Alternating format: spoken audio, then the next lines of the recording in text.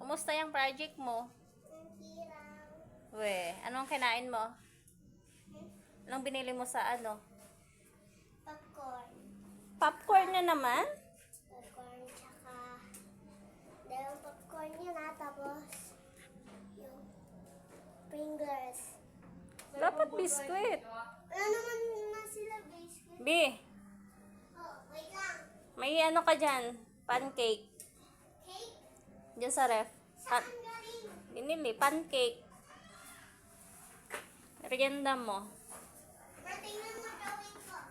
Guys, kakauwi niya lang. Galing school. Kumusta school? Wait lang. Bis na ikaw?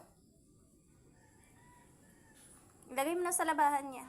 Okay. Ilagay ka muna. Hi guys. Anong ginawa mo sa school? Nag-drawing. Tapos? Sa ano? Nakabansa. Tapos? May nilasan. Tas, pinagawa sa amin ng teacher namin sa GMRC assignment. Ayan guys, nililigpit niya na yung gamit niya. Galing siya sa school. Tapos yung damit niya, ilagay niya sa labahan. Ayan. Sana araw-araw ganyan, mabait. Wait lang guys, kukunin ko yung drawing.